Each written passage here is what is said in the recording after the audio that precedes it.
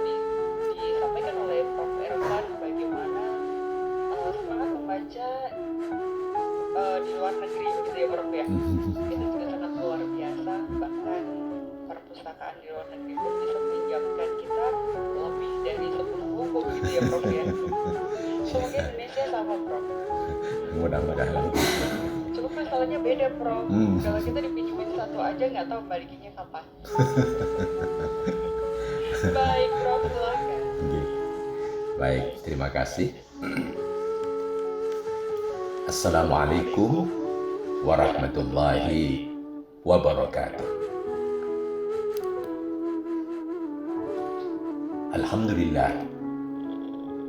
Alhamdulillahi haqqa hamdih, wassalatu wassalamu ala man la nabiyya min ba'dih. Asyhadu an la ilaha illallah wa asyhadu anna sayyidina Muhammadan abduhu wa rasuluh. Allahumma shalli wa sallim wa barik ala sayyidina Muhammad wa ala alihi wa ashabihi ajma'in. La hawla wa la quwwata illa billahil aliyyil azim. Qala Allah ta'ala fi kitabihil karim wa huwa asdaqul qailin. A'udzu billahi minasy syaithanir rajim. Bismillahirrahmanirrahim. Iqra bismi rabbikal ladzi khalaq. Khalaqal insana min 'alaq. Iqra wa rabbukal akram alladzi 'allama bil qalam 'allamal insana ma lam ya'lam. Wa qala aidan wallahu akhrajakum min butuni ummahatikum la ta'lamuna syai'an wa ja'ala lakumus sam'a wal absara wal af'ida la'allakum tashkurun. Para pendengar Radio Republik Indonesia di program 4 di mana saja berada dan penyimak siaran ini ya, yang oleh beberapa kawan dikembangkan di YouTube, yang saya cintai, saya banggakan, saya hormati di mana saja berada. Puji syukur mari kita panjatkan kehadiran Allah Subhanahu wa Ta'ala. Karena kita dalam hidup ini dianugerahi oleh Allah hidayah. Dianugerahi oleh Allah juga rahmah, dan dianugerahi oleh Allah Subhanahu wa Ta'ala nikmat ilmu pengetahuan, yang dengan nikmat ilmu pengetahuan itu yang diperoleh lewat membaca, banyak hal yang bisa kita ketahui, sehingga seseorang itu bisa cerdas, seseorang itu bisa beradab, seseorang itu bisa membangun dunia ini yang aktivitas produktifnya kalau dilakukan dengan ikhlas, maka itu berdampak kepada perkembangan dan nasib kita di akhirat. Artinya amal-amal yang kita lakukan itu adalah amal-amal yang oleh Allah diberi pahala, tidak hanya di dunia ini tapi juga di akhirat yang akan datang. Alam kehidupan kita nyambung dari alam dunia yang ada sekarang ini ke alam akhirat. Para pendengar yang terhormat, kita pada kesempatan yang lalu sudah coba kita bawa ke urgensi membaca, dan kita mencoba juga melihat di berbagai tempat di dunia ini yang menjadikan membaca itu benar-benar ya suatu budaya. Tentunya membaca sekarang itu lebih luas. Ada kalanya membaca buku di perpustakaan langsung yang jumlahnya cukup banyak, dan tentunya sekarang sudah ada lagi ya membaca secara digital. Bahkan di Jakarta ada perpustakaan Islam yang ditinggalkan oleh Dr. Lutfi ya. Anda bisa juga buka itu, Perpustakaan Islam Digital.com. Nah, boleh dibaca itu. Wah, di situ ada kitab-kitab tidak kurang dari 3.000 judul ya. Arab yang sudah bisa dibaca, disimak di HP kita. Subhanallah, kreativitas orang sekarang sangat bagus. Bisa per lembar kita baca, bisa juga kita download di situ, atau kita copy atau screenshot di situ, sehingga ada kenikmatan yang kita dapatkan dari membaca yang seperti itu. Para pendengar yang terhormat, dengan ayat membaca ada gambaran yang jelas kepada kita bahwa ayatnya dimulai dengan ungkapan Iqra. Iqra itu fi'il amar. Fi'il amar itu adalah fi'il yang kalau dimaknakan secara hukum sesuatu yang dibaca itu di situ menunjukkan hukum wajib. Jadi seorang muslim dimanapun saja berada, begitu dia mengingatkan diri muslim, iman kepada Allah, iman kepada Rasulullah, iman kepada hari akhir dan seterusnya, sebagai muslim dia itu ada kewajiban membaca. Bagaimana kalau kita membaca apa saja? Pertanyaan ini setelah kita tahu kemarin maksudnya bahwa orang membaca itu antara lain maksudnya adalah ingin apa yang kita ketahui dari tulisan yang kita baca itu, ya, kita dapatkan sesuatu yang dengan membacanya untuk diri kita. Orang membaca tentunya, ya, membaca apa saja ini layak kita tahu lebih dahulu supaya kita membaca itu jelas. Membaca paling tidak kalau kita kelompokkan, ya, sebelum kita membahas lebih jauh mengenai membaca dan pentingnya membaca itu paling tidak terbagi menjadi dua. Kalau terkait dengan ayat tadi, Iqra bismi rabbikal ladzi khalaq, khalaqal insana min 'alaq, Iqra wa rabbukal akram alladzi 'allama bil qalam 'allamal insana ma lam ya'lam. Membaca yang bagus itu dalam tuntunan agama adalah membaca yang atas nama Tuhan. Di situ Bismillahirrahmanirrahim. Saya membaca apa? Dan membaca yang kita baca itu ada dua macam kelasnya, kelas membacanya. Jadi kalau diklasifikasikan membaca itu, ada membaca yang pertama yang disebut dengan membaca ayat-ayat Qur'aniyah. Kita membaca ayat-ayat tanda-tanda kekuasaan Allah yang tertulis sudah dalam Al-Quran dan kitab-kitab hadis. Membaca seperti ini tidak usah kita merasa ngeri, enak saja membaca. Yang belum tahu silakan menyimak baik-baik bagaimana cara mengetahuinya. Kalau sudah tahu, bagaimana cara menyerap bahan bacaan yang ada pada kita. Apapun yang disebut membaca Qur'aniyah adalah membaca yaitu dengan menyimak bacaan-bacaan berupa simbol-simbol berbahasa Arab. Kalau dalam Al-Quran, begitu pula dalam Al-Hadis. Kita baca. Karena bahasa Arab tentunya layak kita menyimak maknanya, menyimak artinya. Bagi yang belum tahu, sekarang sudah ada tafsir. Sudah ada Al-Quran dan terjemahnya kalau Al-Quran. Kalau tidak begitu, kalau membaca hadis bagaimana? Sudah ada sekarang terjemahan hadis. Bahkan kitab 9 itu sudah masuk ke dalam HP. Kutubut Tis'ah, kitab yang 9, yaitu Sahih Bukhari, Sahih Muslim, Sunan An-Nasai dan seterusnya, itu sudah masuk ke dalam HP. Tinggal kita install saja. Kalau tidak keliru, ada aplikasi yang bernama Ensiklopedia Hadis. Itu sudah bisa direkam. Tinggal kita yang mau buka masalah apa, bab apa, bahkan nomor berapa, itu sekarang sudah bisa kita simak. Berarti membaca versi pertama ini membaca yang tertulis sudah. Bagi kita baik kalau kita sudah melek Arab, alhamdulillah. Lebih-lebih yang sudah pandai, bagus bahasa Arabnya, jalan. Bagi yang belum, jangan putus asa.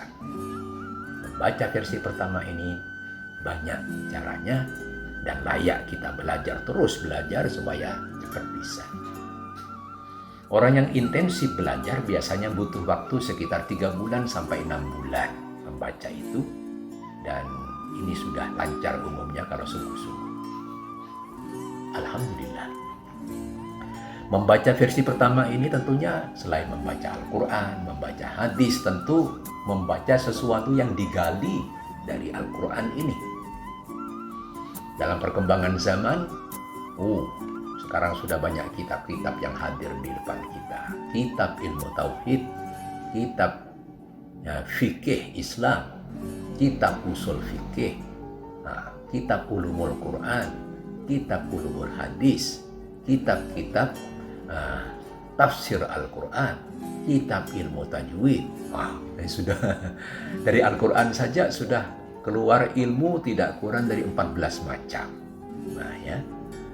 Itu ada nasikh mansukh. Jadi ada nuzulul Quran. Begitu pula dari hadis, ada kitab hadis, ada ulumul hadis. Ada takhrij hadis. Banyak kitab-kitab yang keluar dari ilmu hadis itu. Produk yang digali isinya dari ilmu hadis. Hadis tarbawi, begitu. Hadis tahdib, banyak sudah digali dan berupa ilmu-ilmu yang diaplikasikan di masa sekarang, dan banyak juga di situ muatan-muatannya yang layak kita gali. Jadi menjadi orang muslim kalau suka belajar, tambah lama tambah pintar, tambah lama tambah cerdas, bahan di otak kita sudah tertanam dengan bagus. Terus begitu, insya Allah banyak ilmu pengetahuan, banyak yang direkam dari hal-hal terkait dengan agama dan kehidupan, dari nas-nas yang tergolong kepada ayat-ayat Qur'aniyah ini. Para pendengar yang terhormat, selain yang Qur'ani, klasifikasi kedua kita kenal dengan ayat-ayat kauniyah. Ini apa ini? Ayat kauniyah ini. Ayat kauniyah ini adalah ayat yang tidak langsung digali dari teks tertulis, tapi kita gali dari teks-teks bacaan di alam semesta ini. Alam semesta ini adalah juga bahan bacaan yang kalau kita bisa menggalinya dengan baik, kita mendapatkan ilmu yang melimpah. Ini kadang-kadang diperlukan bagi kita selain kursus-kursus yang kursus-kursus dari lingkungan kita, juga diperlukan dari sekolah formal kalau bisa. Ini pentingnya kita merespon maksud-maksud dari pendidikan formal, informal, non formal.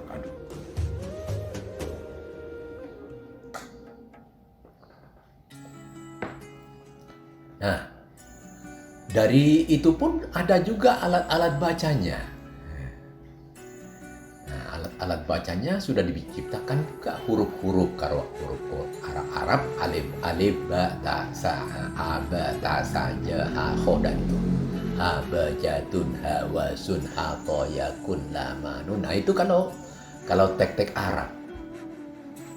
Kalau teks-teks dari bahasa Jawa sudah ada ono coro kodo toso wono kodo toyono mokoko potong sampai akhir itu ada sudah. Tulisannya sudah bagus indah sekali. Itu bisa direkam dengan cara itu. Ada lagi huruf Jepang, huruf Cina. Masing-masing kita diberi alat membuka ayat-ayat kauniyah itu. Para pendengar, ayat kauniyah ini ayat-ayat yang oleh Allah ditampilkan di alam semesta, disuruh gali. para nenek moyang kita yang dulu menguasai Nusantara ini, mereka sudah begitu ahli ya, membaca ilmu perbintangan. Ini menunjukkan arah utara bintangnya ini, arah selatan bintangnya ini. Kalau malam hari kita berangkat, berlayar, ya naik pinisi, ya atau apa, nah kita tahu ini sedang ke selatan, tahu arah kemana kita berlayar, ke barat, ke timur. Nah, kalau sekarang bagaimana? Sudah ada kompas. Nah, itu juga ilmu untuk membaca alam semesta ini. Begitu pula laut. Laut itu kalau dikuasai luar biasa. Berapa ribu ikan di laut. Kalau laut sedalam setengah, 1 meter sampai 4 meter ini ikannya. Tapi kalau kedalaman 100 meter ini lagi ikan. Sampai 1000 meter ada lain ternyata ikan itu. Ratusan bahkan bisa jadi ribuan ya, jenis-jenis ikan di kedalaman tertentu. Kalau kita sebagai orang muslim mau belajar menguasai ini, juga mau kaya bisa. Tentunya kuasai saja ilmu ini sambil disimak siaran-siaran mana, bahkan sekarang menggalinya pun banyak cara. Di era pandemi saja kalau kita sempat misalnya melihat tutorial saja, tutorial mengenai pelbagai ilmu dibuka. Luar biasa ini, Masya Allah. Kita juga kaget. Ternyata Allah Subhanahu wa Ta'ala menyiapkan bagi kita di masa pandemi yang sekarang masih belum berakhir. Mudah-mudahan segera saja berakhir setelah level ini sudah turun ya.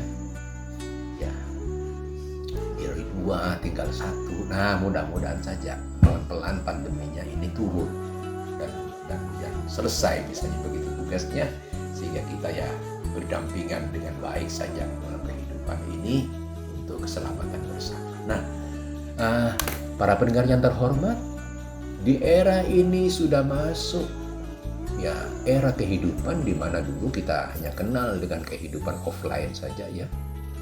Nah, sekarang ada kehidupan online. Nah, dari dunia manual yang hanya tahu berhubungan dengan satu orang ke orang yang lain, sekarang ada dunia digital. Dulu meski kita pakai, kalau telepon pakai kabel, sekarang sudah tidak pakai kabel lah. Kok bisa ya? Bisa. HP yang membuat kita akhir-akhir ini, smartphone itu membuat kita sebegitu cerdas. Hampir semua hal terhubung dengan alat itu. Mau berbelanja, pakai online apa offline, udah terhubung. Itu mau bepergian sudah ada Google Map. Subhanallah, bisa terhubung dengan online ini dan dengan digital. Mau pergi ke luar negeri, susah nyari tiket, tinggal berhubungan dengan pelayanan khusus mengenai tiket pesawat ke luar negeri dan seterusnya. Dunia ini benar-benar pembacaan ini dibantu sekarang ini oleh peralatan teknologi yang begitu canggih. Ada baiknya kita selaku muslim, mohon maaf, mari kita dalam beragama ini jangan beragama yang menutup peluang kita untuk menjadi orang hebat. Dibuka saja seluas-luasnya, tidak usah mengharam-haramkan apa-apa. Kalau memang bukan haram hukumnya, menjadikan kita tertutup soalnya. Yang bagus ini ketika kita beragama Islam, jangan melihat haramnya saja. Ya, sesuatu yang kadang-kadang kita salah menghukumnya haram. Lihat sesuatu itu manfaatnya dulu dan mudaratnya. Mana lebih banyak manfaatnya dengan mudaratnya. Kalau saja bisa kita mengarahkan kepada manfaat dan membuang sedemikian rupa mudaratnya, sesuatu itu bisa akan kita lihat manfaatnya, sisi manfaatnya. Teknologi membantu kita bisa manfaat. Apa misalnya begitu? Nah, bisa kita melihat di situ sisi-sisi yang bisa digali dari teknologi. Oke lah, kalau begitu kita masuk kepada pembagian saja dulu di bagian kedua ini. Kalau ayat Qur'aniyah, apa contohnya yang layak kita ambil, kita gali dari ayat Qur'aniyah. Nah, misalnya begini, kita gali di Al-Quran, ada di surat Al-Baqarah, masih ayat di awal-awal, silakan kita buka sendiri ayatnya, ayat berapa. Di situ ada firman Allah, A'udzubillahi minasyaitonirrajim, innallaha la yastahyi ay yadriba mathalan ma ba'udatan fama fawqaha. Fa'amal ladzina amanu faya'lamuna annahu al-haqqu min rabbihim. Wa amal ladzina kafaru fayaquluna madza arada Allah bihadza mathalan. Yudhillu bihi katsira wa yahdi bihi katsira wa ma yudhillu bihi illa al-fasiqin. Contoh kita membaca ayat yang Qur'aniyah. Di situ ada dicontohkan oleh Allah, sesungguhnya Allah la yastahyi, tidak malu Allah itu. Ayat riba, menciptakan masalah ma'ba'udah, menciptakan nyamuk. Nyamuk yang sering nyokot kita. Tidak malu Allah bikin itu. Fama fawqaha, dan di atas nyamuk. Karena baru nyamuk saja kalau kita lihat, coba sekali-kali diperhatikan nyamuk. Ya Allah, kakinya kecil kayak gitu. Lalu ada alat penyedot. Nah, untuk makan di depannya itu jarum. Jarum itu kok bisa ya? Kadang-kadang kita pakai pakaian, ditusukkan ke pakaian itu, nusuk lagi ke badan kita, jedot dari situ. Bukan saja langsung dia nemplek di kulit langsung nyedot, itu biasa itu. Nah, ada pakaian kadang-kadang masih bisa nyedot di sela-sela pakaian, berarti jarumnya kecil sangat. Kok bisa nyedot darah di sela-sela pakaian kita itu, nyedot darah kita. Nyamuk itu kecil-kecil, ada juga yang besar. Hadirin yang terhormat, kalau nyamuk kecil seperti itu, kakinya seperti itu, jantungnya seperti apa? Nah, kalau nyamuk itu bisa hidup, bisa mati, tentunya di situ ada virus bagi nyamuk. Kira-kira virusnya nyamuk seperti apa ya? Jantungnya seperti apa? Paru-parunya seperti apa? Lalu urat-urat sarafnya seperti apa? Di situ subhanallah. Nah, Allah itu yang menciptakan. Belum lagi menciptakan tengu. Tengu itu lebih kecil dari nyamuk lagi. Biasanya kalau kita punya anak laki-laki, anak kita sering kukur-kukur di bawah alat kemaluannya itu. Ketika kukur-kukur, apa anak ini? Nah, ternyata dicari. Begitu dicari, mana ini yang begitu kukur-kukur? Ada kewan ternyata, kecil sangat itu, nelusuk ya di bawah kemaluannya itu, kulitnya kecil merah, kecil sangat, sudah gendut gitu ya, nyedot darah kita. Di situ dia tengu, ya sekitar itu, kecil sangat. Allah yang penciptanya, Allah mencipta itu ya dengan kesendiriannya, tidak ada yang bantu.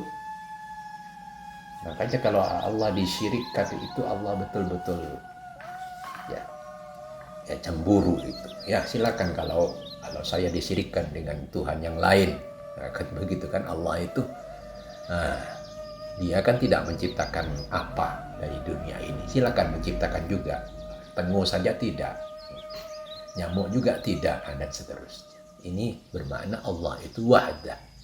Dengan keesaannya Allah menciptakan seluruh alam semesta ini.